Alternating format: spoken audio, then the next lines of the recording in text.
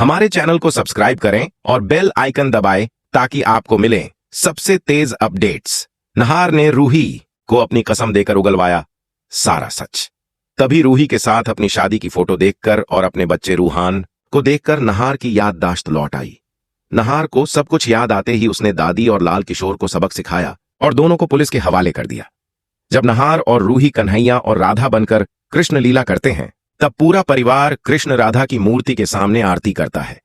लेकिन तभी नहार को पता चलता है कि रूही वहां मौजूद नहीं है।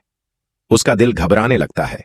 नहार इधर उधर नजर दौड़ाता है लेकिन ना रूही दिखाई देती है ना लाल किशोर। उसे लगता है कि जरूर कुछ गड़बड़ है। वो बिना देर किए आरती अधूरी छोड़कर सीधे रूही कमरे की तरफ दौड़ पड़ता है। दरवाजा खोलते ही उसका खून खौल उठता है।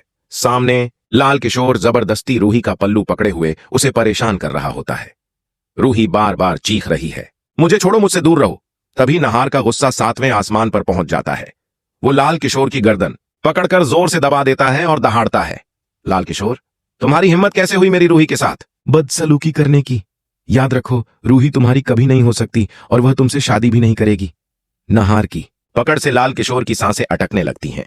रूही घबराकर बीच में आती है और नहार का हाथ छुड़ाती है। लाल किशोर वहां से भाग खड़ा होता है लेकिन अब नहार की नजर रूही पर टिकी है।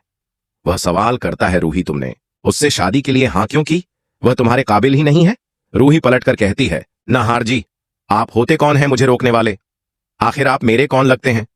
मैं चाहूं तो लाल किशोर से शादी करूं, आप क्यों बीच में बोल रहे हैं? रूही की यह बात सुनकर नहर सन रह जाता है। उसकी आंखों में पीड़ा है। वह धीमे स्वर में कहता है, रूही, मुझे नहीं पता हमारा रिश्ता क्या है, लेकिन जब भी तुम पर कोई मुसीबत आती है तो मेरा दिल घबराने लगता है। तुम्हारी तकलीफ मुझे बेचैन कर देती है। इसका मतलब साफ है कि हमारे बीच कोई गहरा रिश्ता है जिसे तुम छुपा रही हो। रूही के होंठ कांपते हैं। वह सच्चाई बताना चाहती है लेकिन मन में डर है कि कहीं नहार की हालत बिगड़ ना जाए। उसे याद आता है वह महिला डॉक्टर जिसने कहा था कि नहार को याद दिलाना खतरनाक है। मजबूरी में रूही झूठ बोल देती है, हमारे बीच ऐसा कुछ नहीं है, नहर जी कृपया मुझे अकेला छोड़ दीजिए। अगले दिन दादी और लाल किशोर एक नई चाल चलते हैं।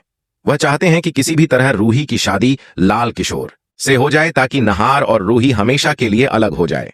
रूही अचानक दादी के कमरे से गुजर रही होती है और उसे उनकी बातें सुनाई देती हैं।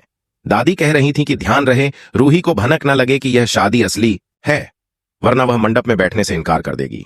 यह सुनकर रूही का दिल दहल जाता है। अब उसे समझ आता है कि सब कुछ एक बड़ा धोखा है। वह तुरंत डॉक्टर को फोन करती है और असली सच पता चलता है। डॉक्टर बताते हैं, रूही जी, आपको गलत जानकारी दी गई थी। नहर जी को पुरानी बातें और तस्वीरें दिखाने से उनकी याददाश्त वापस आ सकती है। इसमें कोई खतरा नहीं है।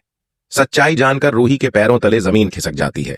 वह तय करती है कि अब और धोखा नहीं खाएगी। उसी रात वह कमरे में अकेले अपने आप से बात करती है, अब मुझे नहार जी को सब कुछ बताना ही होगा। मैं उनकी पत्नी हूं, नौकरानी नहीं। मुझे उन्हें याद दिलाना होगा कि मैं ही उनकी असली जीवन साथी हूं और रूहान हमारा संतान है। पर्दे के पीछे छुपा नहार यह सब सुन लेता है। उसकी आंखें फटी रह जाती हैं। उसके दिल में एक अजीब सी हलचल होती है। तभी रूही अलमारी से एक फोटो निकालती है जिसमें नहार, रूही और रूहान तीनों साथ खड़े हैं। फोटो को सीने से लगाकर वह कहती है, मुझे किसी भी कीमत पर नहर जी की याददाश्त वापस लानी होगी, तभी हम दोनों मिलकर रूहान को ढूंढ पाएंगे। फोटो देखते ही नहर की आंखों के सामने पुराने पल घूमने लगते हैं। उसका सिर भारी होने लगता है लेकिन उसी पल सारी यादें लौट आती हैं। नहर तुरंत बाहर आता है, रूही को अपनी बाहों में भर लेता है और भावुक होकर कहता है, रूही, अब कोई राज नहीं बचा। मुझे सब याद आ गया है। तुम मेरी पत्नी हो, रूहान हमारा बेटा है और अब हम दोनों मिलकर अपने बच्चे को जरूर ढूंढेंगे। नहर की यह बात सुनकर रूही की आंखों से आंसू बहने लगते हैं। दोनों खुशी और दर्द के मिले जुले एहसास में एक दूसरे को कसकर गले लगा लेते हैं। रूही फिर दादी और लाल किशोर का काला सच बता देती है। यह सुनकर नहार का गुस्सा फूट पड़ता है। वह तुरंत पुलिस को बुलाता है और दोनों को जेल भिजवा देता है।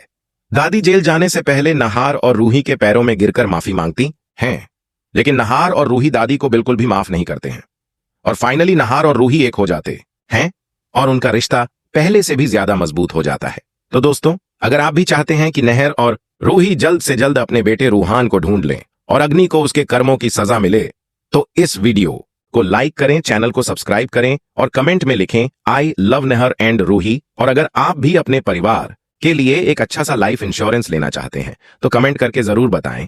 मैं बेस्ट लाइफ इंश्योरेंस के ऊपर फुल डिटेल में वीडियो बनाकर इस चैनल पर अपलोड कर दूंगा।